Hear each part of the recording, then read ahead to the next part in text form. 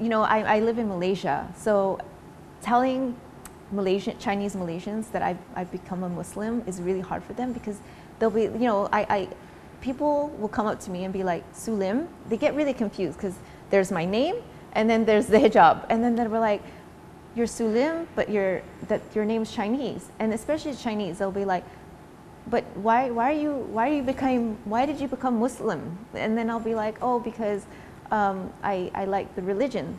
And they'll look at me in a really confused way and they'll be like, but why?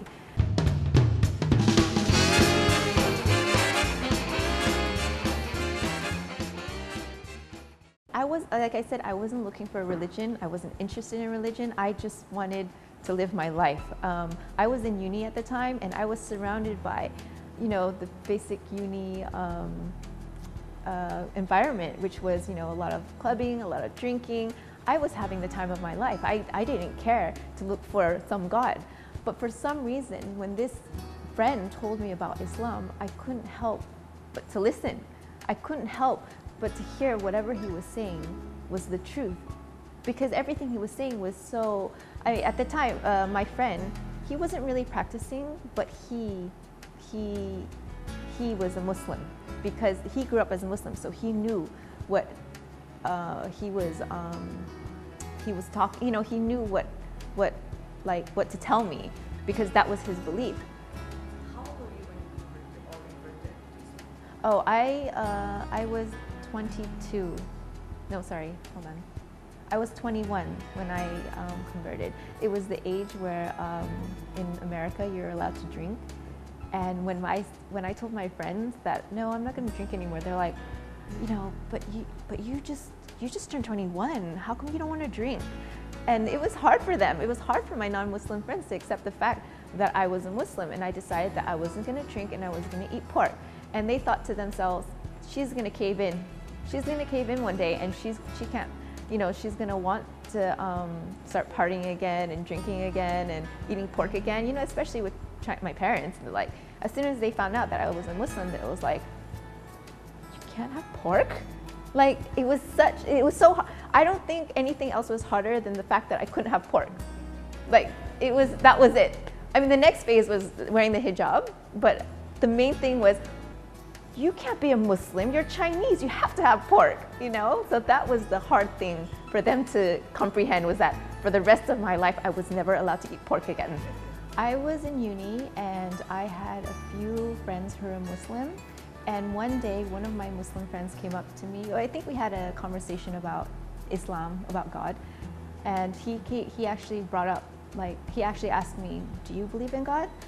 And I actually sat there for a while and I was thinking, I'm not sure, but I've grown up as a Buddhist, been surrounded by Christians, and I've always known that there was a God, but I wasn't sure, like, what, you know, because the Christians believe in Trinity and Jesus, and Buddhism believed in other stuff, and I wasn't sure what I believed in. But he had spoken to me about Islam and their beliefs, and he told me a bit about Islam.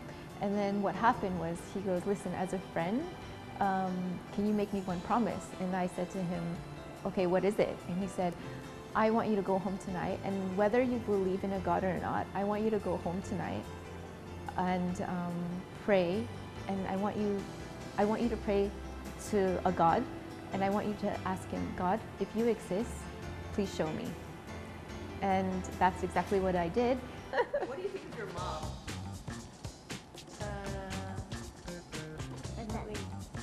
In what way? In what way?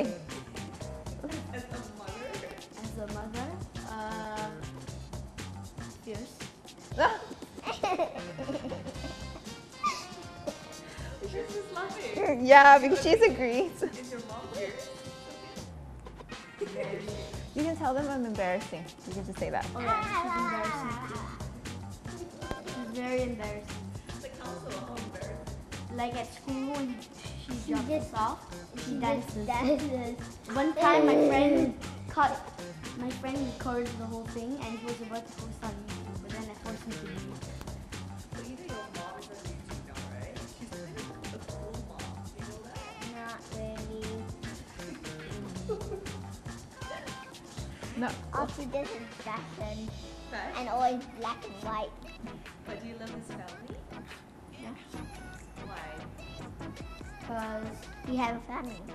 yeah, because, Do you love your mom? yeah.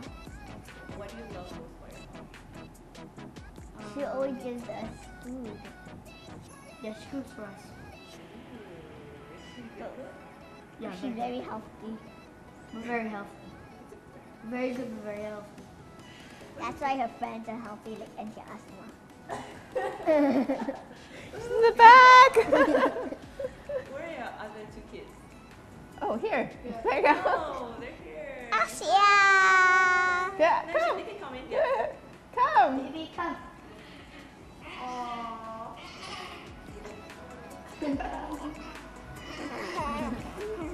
Okay. Who's that one? He's Adam, and this is Asia. Asia, want to sit here? Yeah. Oh. Wow. Oh, Oh no. wet. It's wet. Oh.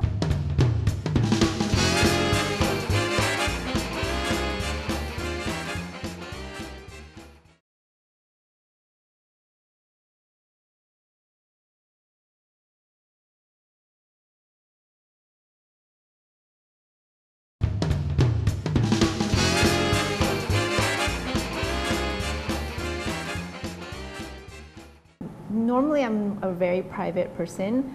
I don't really like exposing my live pictures or kids to other people, but I just thought that I went through so much the past 5 years that I really felt a lot of manipulation, and I felt like I was taken advantage of in my marriage. And when I was going through it, and after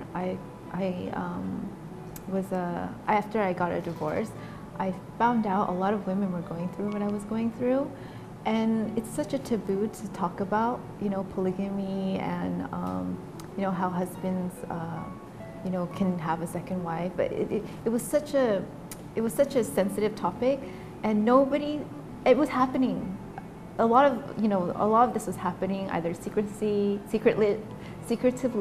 or openly, but nobody really wanted to talk about it because I don't know if it was because they were scared or embarrassed, ashamed, but it was never spoken about. And I just felt like I don't know why, but I had this urge, this itch in me to let other people know what I went through, because I'm pretty sure a lot of people went through what I went through, whether it was polygamy, whether it was just something, I don't know why, it was just something that I felt like I needed to speak out on, because I went through so much. I don't want other women to go through the same thing. I sat there looking at him, and I don't think at that point I cried yet, because I was in such shock that I couldn't cry. I mean, my legs felt like jelly. The world was just a cloud. Everything at that point was like a nightmare. I literally felt my heart stop. I don't know if any of you guys felt this way, but I felt it. I swear to you, my heart stopped at that point. And I begged and I pleaded for hours. Don't marry this girl. Don't ruin this family. Don't, please. I begged, I pleaded, I cried, I screamed, I shouted. I mean, I was just a wreck. Like, for the next few hours, I was a total wreck. I needed to convince him that he didn't need to marry this girl. Baby, I consummated the marriage already. You consul what? You what now? You what? What? Oh, what kind of way is that to tell your wife that you've married somebody else? He already had married her, and that she wasn't in the country. Little did I know she was living about 15 minutes away from me at that time. Oh, when I found out, I was so angry. I went ballistic. I don't think I was in the right frame of mind. That night I didn't sleep. I probably had a 10-minute sleep. I could not believe that he had done this behind my back. I felt so deceived. I felt so betrayed. And I really felt like, you know what, this was not the Islam that I signed up for. I know that people who are still are Muslims you know, they themselves still don't understand what, you know, what polygamy is about. They don't understand why it's allowed. And for me to go through that, it was so tough. Well, I wouldn't say that I convinced myself. I would say that he was trying to convince me that, you know what, this was your duty. This is what a wife should be doing. This was a wife's journey in Islam. This was, this is a ticket to Jannah. This is what's going to get you to Jannah. And at the time, I just followed what he said because I trusted him. I put all my trust in this guy. I put all, like, I basically wanted, I wanted to believe what he said, so I just followed, hoping that it was my ticket. Hoping that it was my ticket to Jannah. I came out really happy, and sometimes I feel like I feel a bit guilty because I'm a bit too happy about the decision. But I have the freedom. I'm not saying that, you know what, being single is amazing. Because in other cases, some moms, some single mothers, they don't feel the way I feel. But because I went through so much hardship the past 5 years, I felt like it was a breath of fresh air. It was Allah answering all my prayers for the past 5 years. It made me, yeah, I would say it definitely made me become a better Muslim. It made me be a better Muslim. It made me be a better mother. It made me a better friend. I mean, I don't pass judgment on anyone anymore. I don't find reasons to get jealous of anything anymore. I try to understand my kids more because, I don't know, Allah really humbles you when He puts you in such a hard situation, because you start humbling yourself and start thinking about yourself in a different way.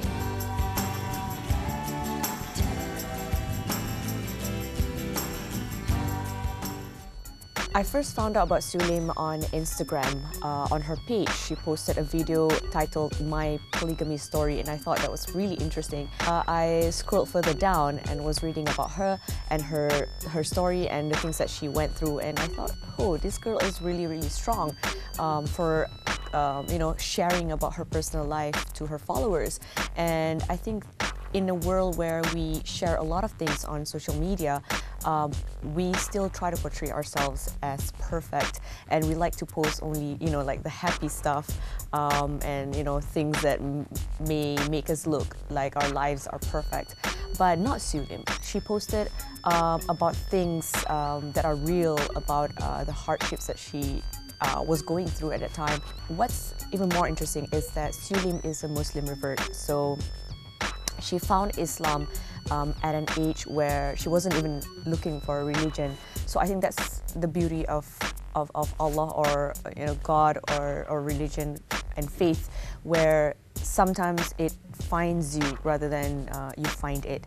So she thinks that Islam found her. She's this very courageous person, where she thinks, you know, that's my problem with my ex-husband, but not between me and God. So she continued on being a good Muslim, trying to be a better Muslim every single day, and trying to, like, put her life in order. And during the interview, I found out that she's so much happier now as compared to her previous posts on Instagram. Met her in person and she was like all smiley and bubbly, and her kids are so lovely. So I think I thank God for you know, giving me this opportunity to interview SIU LIM. Such a nice soul.